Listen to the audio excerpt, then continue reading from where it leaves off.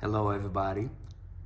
Today I'm going to read another American Indian story, and this is from the Cherokee Nation. It's called Grandmother Spider Brings the Sun.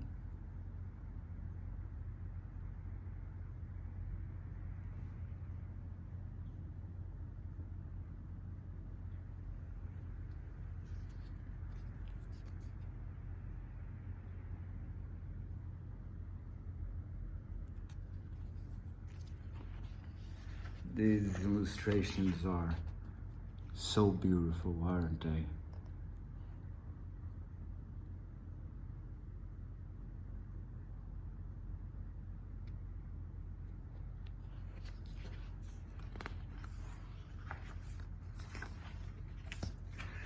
A long time ago, half the world had the sun, but the other half of the world was very dark. It was so dark that all the animals were always bumping into each other and getting lost. Wolf lived on this side of the world. He was tired of everybody bumping into him and asking him for directions, for you see, Wolf could see in the night time.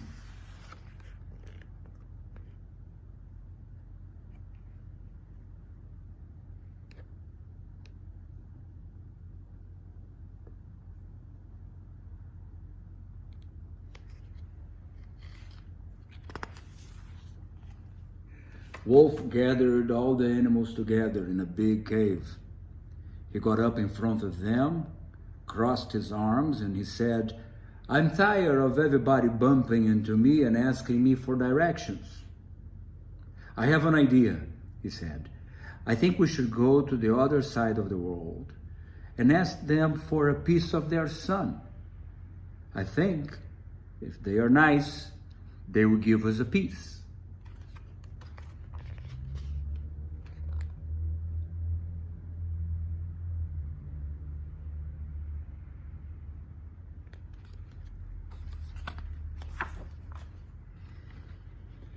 Another animal jumped up. This was Coyote, known as the trickster because he lies and cheats and steals.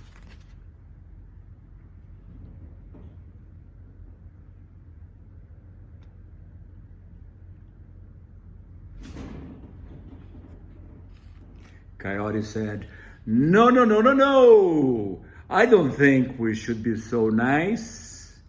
If they were so nice, how come they haven't offered us a piece of their sun?" The other animals nodded in agreement. "I have a better idea," Coyote said. "I think we should sneak over there and just steal a piece." "Steal a piece?" said Wolf. "What are you talking about, Coyote?" "Calm down," Coyote said. "We're not going to steal a big piece. We'll only take a little piece. They will never miss it." And that's what they decided to do. Then all the animals began asking, who is going to the other side of the world? How will they get there? Everybody had an idea, but none seemed quite right. Then from the back of the room came a small voice. "Hey, I'll go. I'll go."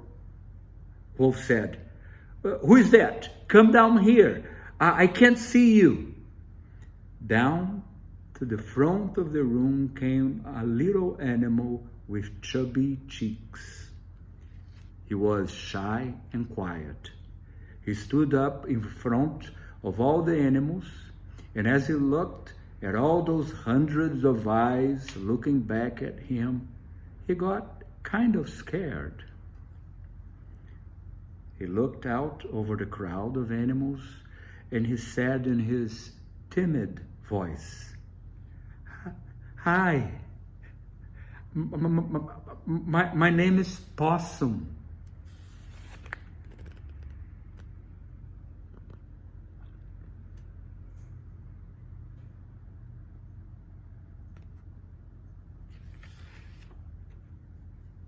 My name is Possum. I think I can go to the other side of the world.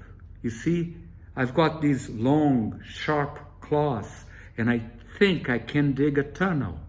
And when I go all the way to the other side of the world, I'll take a piece of the sun and hide it in my big, bushy tail. And Wolf said, "Oh, a tunnel. That's the best idea yet." So Possum went to the big wall of dirt at the back of the cave, stuck in his sharp claws, and began to dig and dig and dig and dig faster and faster and faster and faster.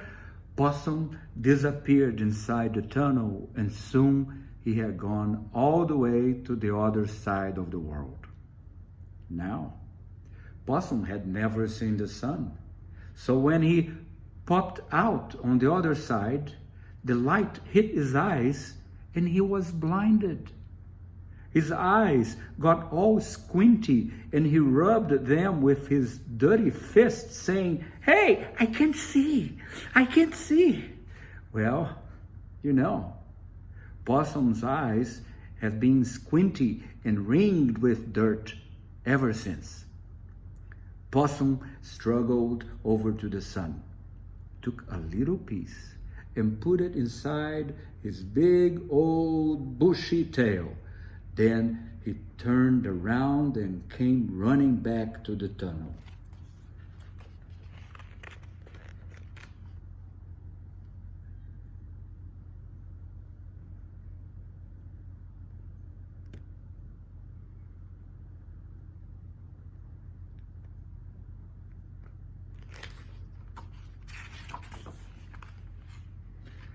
Possum ran faster and faster and faster and faster. Something started to get hot inside his tail, but Possum kept running faster and faster. That something got hotter, and Possum kept running faster, and he soon ran into the room where all the animals were waiting. They all saw smoke coming out of his tail, and they screamed, "Possum, your tail! Your tail!" and threw water over him. The light was gone.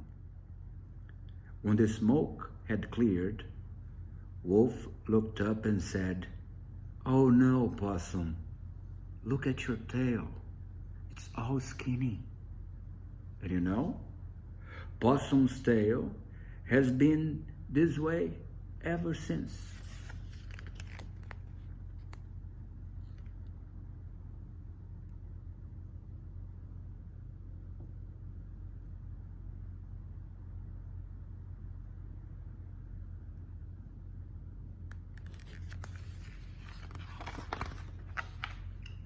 Wolf said, "We still don't have any sun.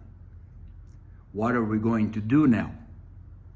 A loud voice from the back of the room said, "Send me, I'll go." Down to the front stormed a large bird with long black feathers all over his body and a crown of feathers on top of his head.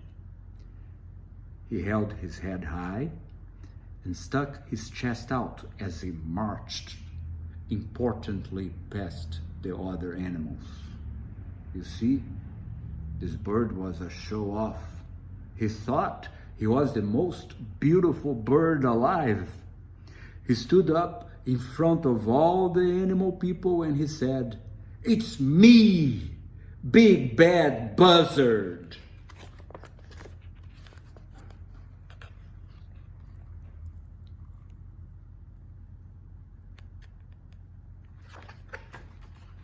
Big Bad Buzzard. I'll go to the other side of the world and it won't take me long at all. But I wouldn't be so dumb as to hide the light in my tail. I'm gonna hide it in my beautiful crown of feathers.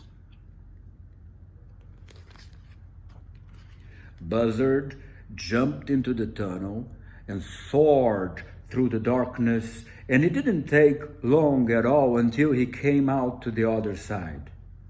Buzzard took a little piece of the sun, put it inside his crown of feathers, turned around, and soared back down the tunnel, faster and faster and faster and faster. As he came down the tunnel, something started to get hot on top of his head.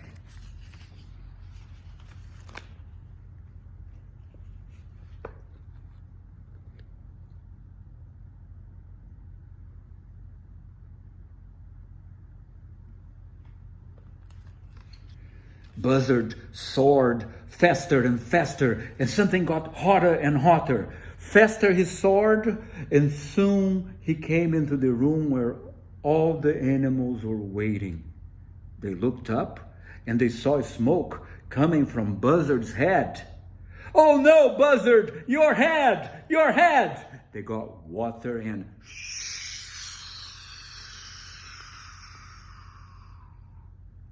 the light went out. Wolf looked up and said, "Buzzard, you are bald." Wolf looked up and said, "Buzzard, you are bald." All of Buzzard's feathers crackled and fell down to the ground. Big bad Buzzard got so shy and quiet that he ran and hid in the back of the room. And you know, Buzzard has been bald ever since, and he still doesn't like anybody looking at him.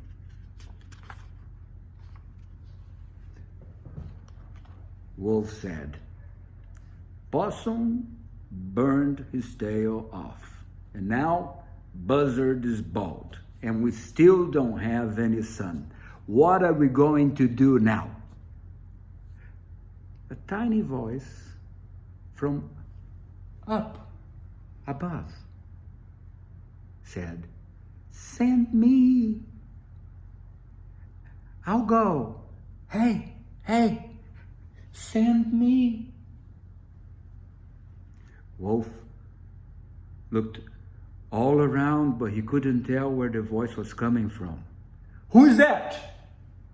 Where are you? Come down where I can see you." Down from the corner of the ceiling squeaked the tiny voice, "Send me."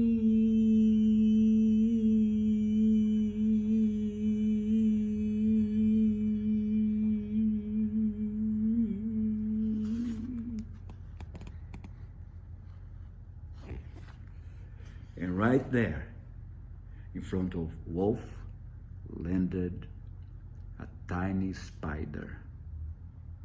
The spider looked up and Wolf looked down, and Wolf said, "Oh no, not you, Grandma. You can't go to the other side of the room, the other side of the world. You are too old, and besides that, you are too slow."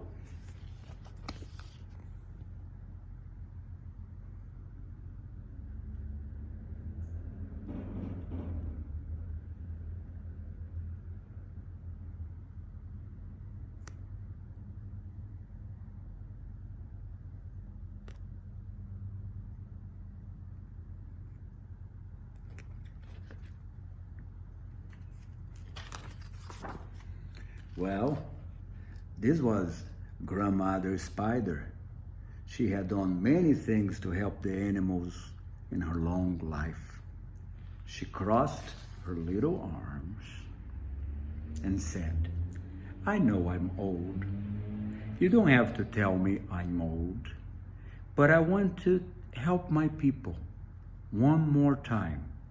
I need a piece of clay about so big.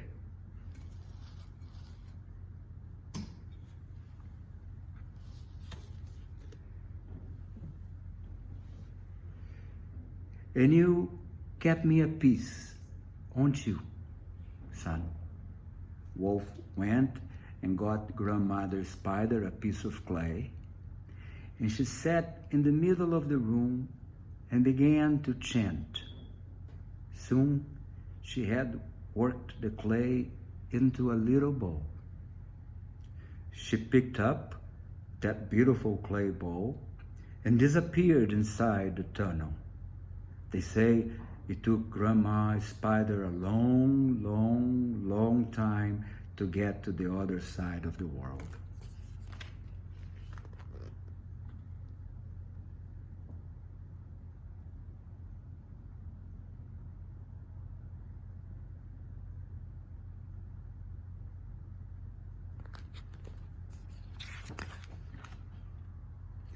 The sun guards were out now. They knew somebody was trying to steal some of their sun, and they stood in a tight circle around it. They weren't going to let anybody through.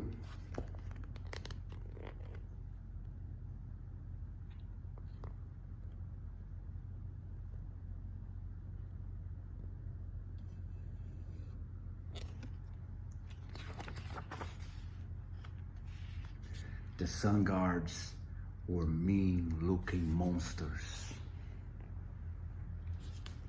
They had fire coming out of their heads. They had fire coming out of their mouths. And they had their weapons ready for a fight. But Grandmother Spider was so tiny that they didn't even see her. She sneaked between them, went up to the sun, took a little piece and put it in her clay bowl, and sneaked back past the sun guards.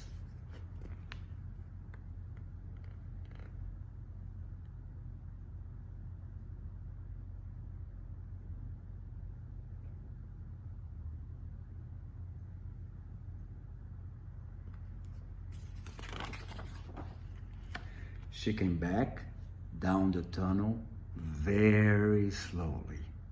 It took her a long, long, long, long time to get to her side of the world.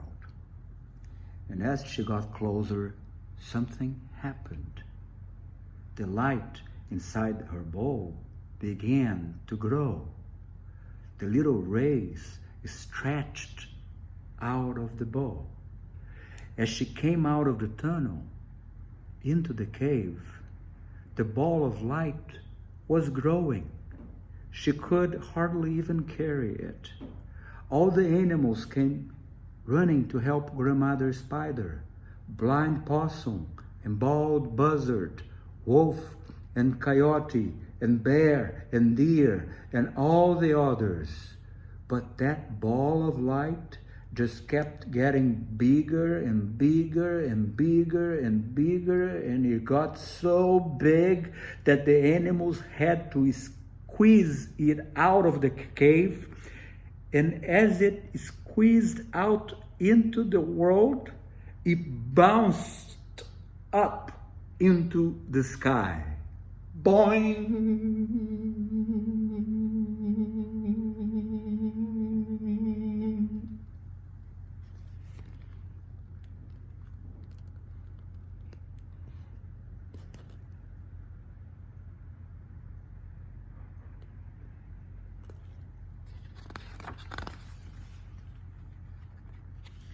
It is said that from that day on, whenever Grandmother Spider would spin her web, the shape of the sun would be at the center. And you see, Grandmother Spider spins her web that way to this very day.